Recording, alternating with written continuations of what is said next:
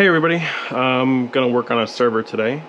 This is my 4K Plex server, so I have a couple 4K movies on here, and for the most part I don't really do a whole lot of Plex stuff on it, but what I do use it for is GPU pass-through with Parsec, and you may have seen the Unrated Gaming Guide.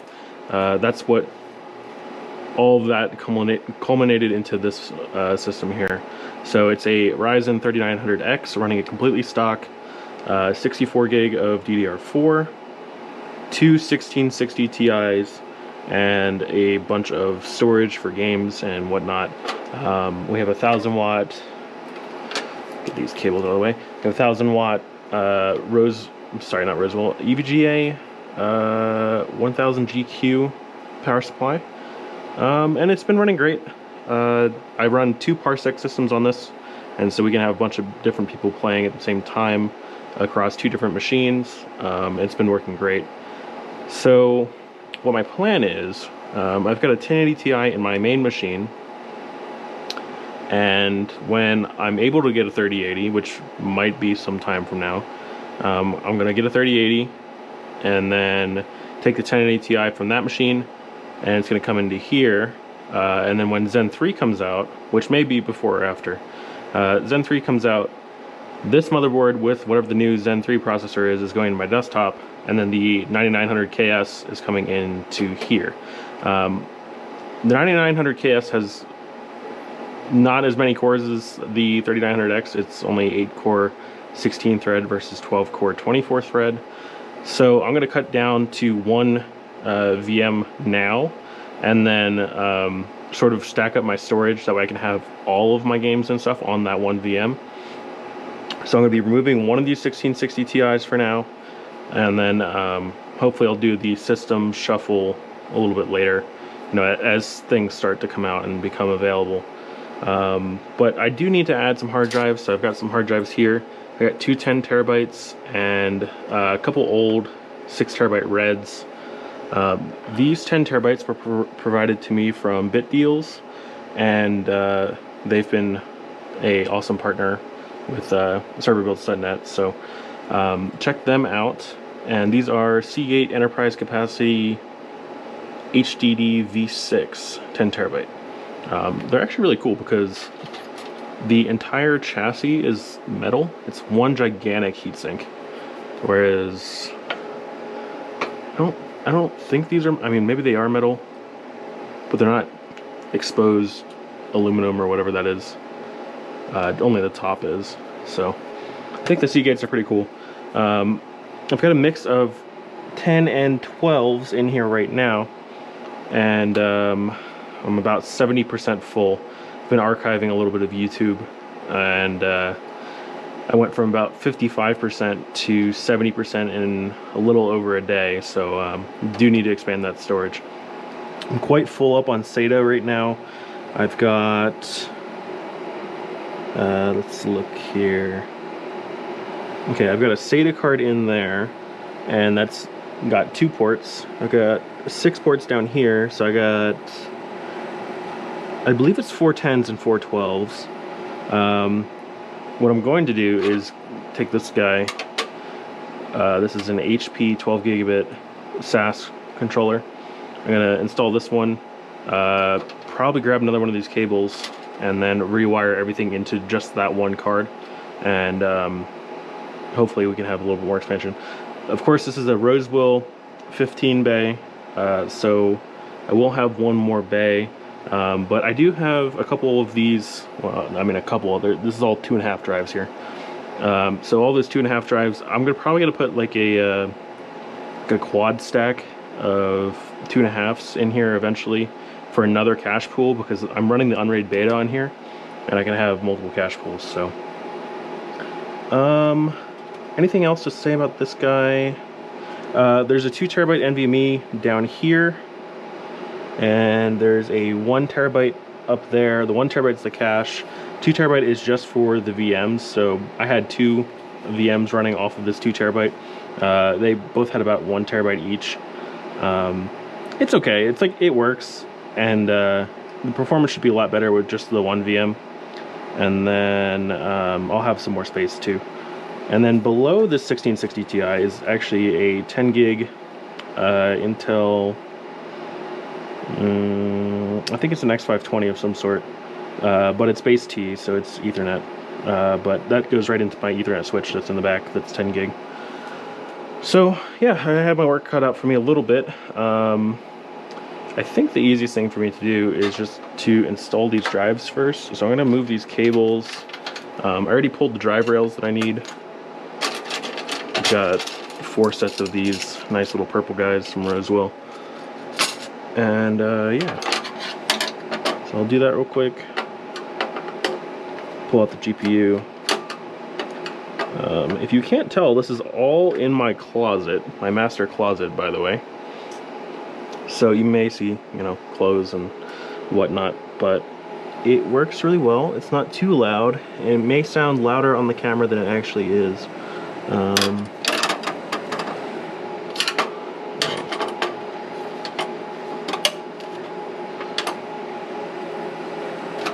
But at least it's not loud enough where my wife complains, so she doesn't mind it.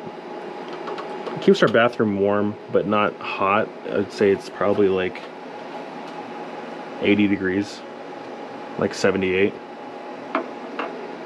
Okay. I'm gonna slide this guy back in so I don't put too much pressure on the rails.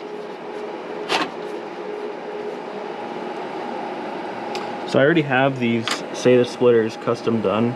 I already have them pre-wired for 15 drives. And what I need to do is just pull these 2 drives out that are here. I'm going to take the 2 drives from here, put them in here, wire that one all up, and then put 4 drives here.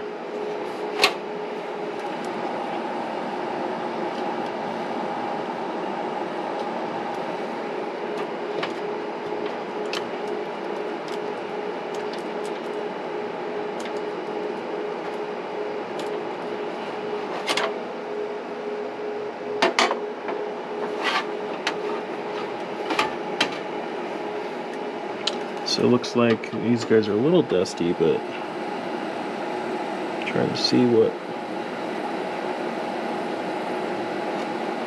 Okay, these are 12s. I think these are 10s.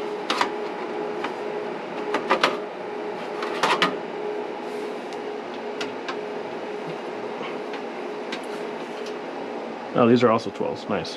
Okay, so I don't even screw in the rails because it's pretty pointless, and you can't on the larger size drives anyway. But the rails are just held in by the drive cage, so it's not really that big of a deal.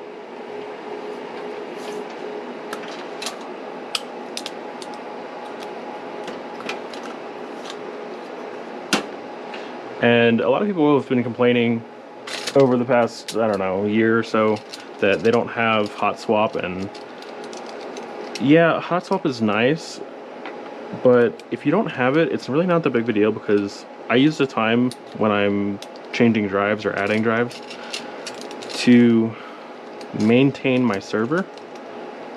I pull it apart, dust it, take a look, make sure everything's, you know, the way it's supposed to be, check connectors, just little things like that. And it's not a huge deal, but I mean, it doesn't take that long to swap drives anyway.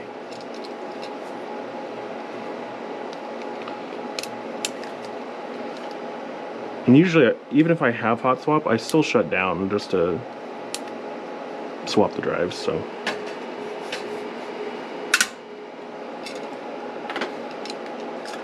these 6 terabytes, man, they were really expensive. They were really expensive when they came out. That was the highest capacity the WD had at the time, and I think they were over $300 each. And now you can get 6 terabyte. I mean, for example, BitDeals just had 6 terabytes for 55 bucks, and they're enterprise SAS, so they're even better drives than these. But they were like 55 bucks each. I'm like, man, that's a. I remember how much these were, and it's just crazy. The drive prices have come down so much. Alright, so I'm gonna load this 12 up here. I'll load this guy here. I'm not gonna push them in all the way because I do have to plug in the cables.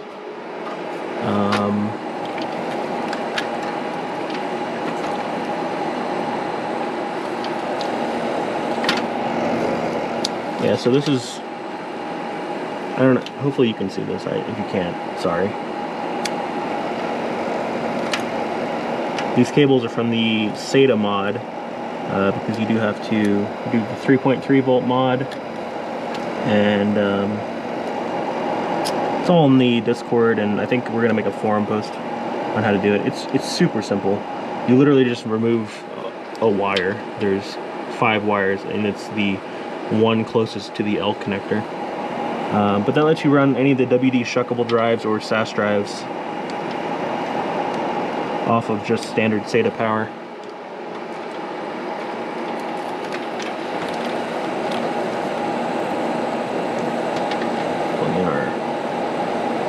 It kind of pains me to use SATA cables, honestly. SAS is just so much more convenient. Okay, so once I plug these last 2 SATA cables in, then I will have just basically rearranged what I already had.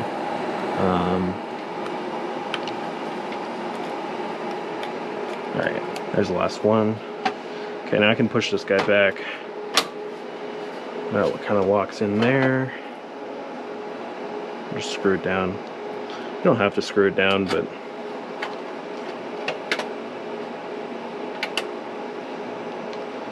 anything to lessen the vibration, really. Alright, so see how much cleaner this is? We got 4 SATA style ports, although they will do SAS too, and then 1 SFF 8087 port on the end. I think we're gonna, well, let me plug these in first, the power first.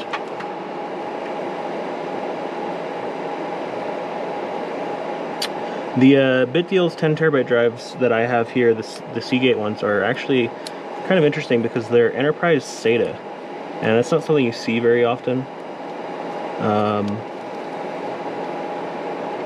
They're basically built to the same standards as enterprise SAS drives. They're just SATA interface, and I don't exactly know why they exist, to be honest, but I'm sure there's some sort of edge case out there where some company requires SATA. I'm just gonna plug in our data cable now.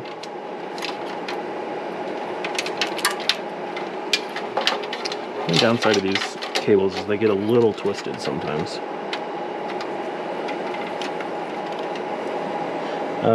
This is also the server that, if you ever played Minecraft with the community, which I know a lot of people don't, but I do host hardcore and vanilla Minecraft, and I think there's a modded Minecraft server too.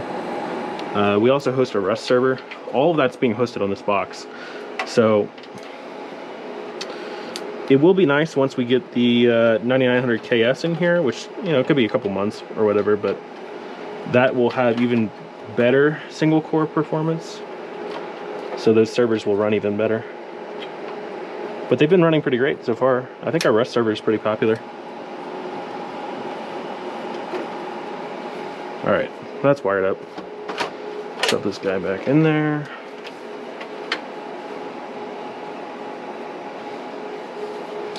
Good question. Do I have another SATA?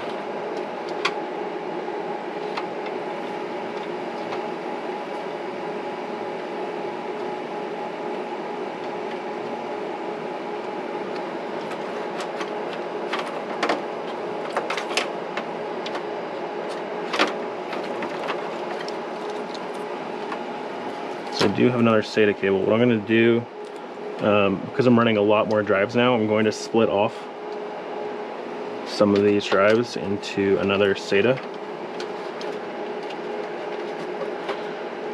I didn't have any problem running the drives that I had before. the way they were, so I'll split off the new ones.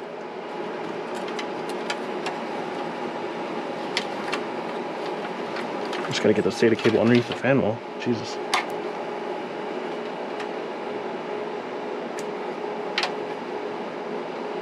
So here's the connector for the new ones. I also have a fan controller in here. So I will be moving the fan controller and the new drives. Two different power.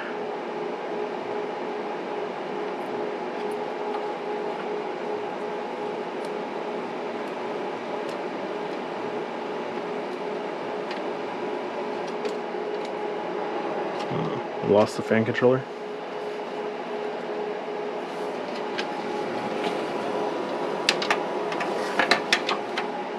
Okay, there it is. Alright, well that was the hard part. Now I gotta take one of these GPUs out. Just be careful, make sure. So when you pull a server out on rack rails like this, on sliding drawer style rails, you don't want it to ever be off center like that. Just make sure it's center and pull it out slowly. And you can kind of sit here with your hand and lift it up and down and make sure it's just kind of steady. These iStar USA rails that this rose wheel is mounted to, I have never had a problem with them. They've been extremely solid, so I do have a good amount of faith in them, especially with all of these hard drives in here. I'm gonna have 4, 5, 9, 12 hard drives now. It's a lot of weight to be in the front of this. So there's those. Now, the annoying thing about motherboards like this sometimes is that it's very hard to reach the PCI Express release, so you may have to use a screwdriver. There goes. Yeah, we're good.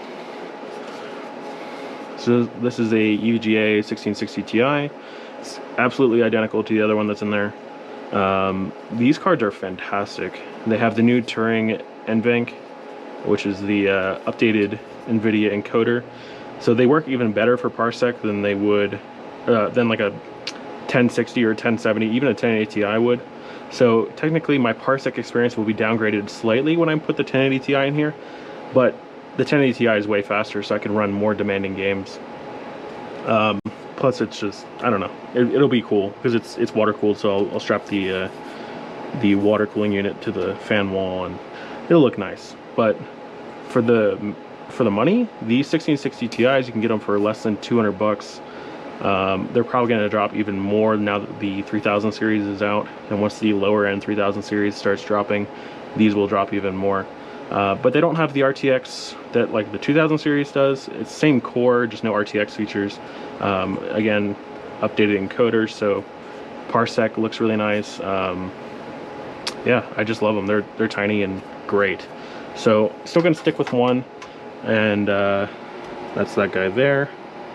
And then I just really need to put this HP SAS card in and make sure that, honestly, just make sure the cable reaches, which I think it will. Yeah, I think we'll be okay.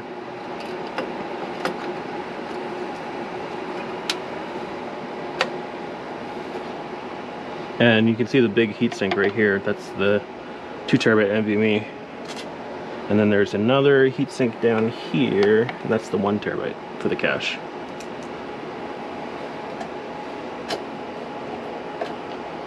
I'll probably take some dusters to this off camera.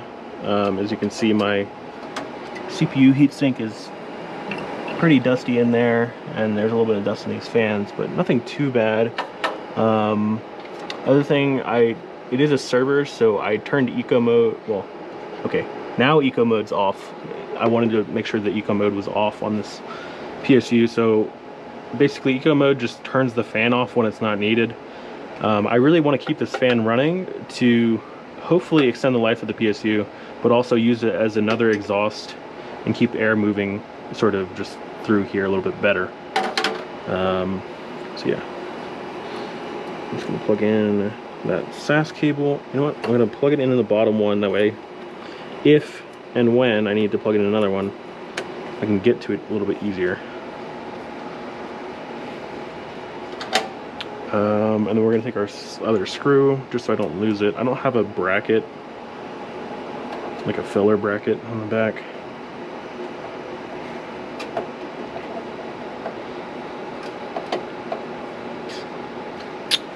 That's about it. I'm just going to hide this other GPU cable. I will need it for the 1080 Ti when that comes in here. I'll be running both of those power cables, so I'll just leave it there. Last thing to make sure, check your fan clearances and make sure all of your cables are outside of the fans. I am running the flipped fan wall, as you may know. So the fans are on the other side of the wall, the grill is on the back, and this provides for way better airflow. You don't even need front fans to make this run, for it to cool well. And then the noise is just way less. It's way quieter because of that. So yeah, I hope this was interesting to some of you. Now that I'm sitting here and looking this, I will probably take these two that are on this SATA controller that's right here, and I will swap them over to the SAS controller at some point, and then ditch the SATA controller entirely. And then I think once I do that, I'll have a little bit more room to play with in here, and we'll see if we can do anything interesting. The other reason I want to cut down on expansion cards and stuff here, this motherboard is the X570 Prime from Asus.